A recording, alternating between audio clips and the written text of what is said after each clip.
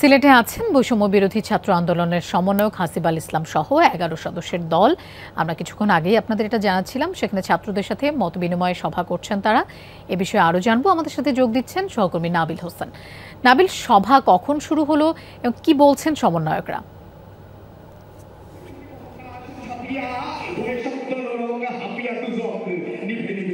লুপা, আজ বিকেল ৪টার পর সিলেটের যে শিল্পকলা একাডেমি, সেখানে মূলত এই ছাত্র জনতার মৈত্রী সফর নামে যে সফরটি, সেই সফরটি আসলে সারা দেশের বিভিন্ন বিভাগীয় শহর, জেলা শহরে অনুষ্ঠিত হচ্ছে। সিলেটেও আজ সকাল থেকে ঢাকা থেকে হাসিব আল ইসলাম, তিনি কেন্দ্রীয় সমন্বয়ক, তার নেতৃত্বে মূলত ঢাকা থেকে ১১ সদস্যের একটি প্রতিনিধি দল এবং সিলেট জেলার যারা আসলে সমন্বয়করা আছেন, সহ সমন্বয়করা আছেন, সিলেট জেলার বিভিন্ন উপজেলার যারা কর্মীরা আছেন, তারা মূলত এই সভাতে এসে উপস্থিত হয়েছেন।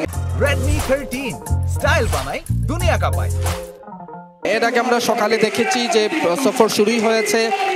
যারা এই আন্দোলনে আসলে শহীদ হয়েছিলেন, সেই শহীদ পরিবারের সদস্যদের সাথে দেখা করে আজকের এই যে কর্মসূচি, অর্থাৎ ছাত্র জনতার মৈত্রী সফর সিলেটের, সেই কর্মসূচি শুরু হয়। আমরা দেখেছি যে সিলেটের যিনি পেশাগত দায়িত্ব পালন করতে গিয়ে আবু তোরাব নিহত হয়েছিলেন, তার পরিবারের সদস্যদের সাথে সমন্বয়করা দেখা করেন এবং সেখানে গিয়ে তারা সেই পরিবারকে আসলে সমবেদনা জানান এবং বিচার না হওয়া পর্যন্ত তাদের পাশে থাকা, সুষ্ঠু বিচারের জন্য সব ধরনের সহযোগিতার কথা তারা বলেন।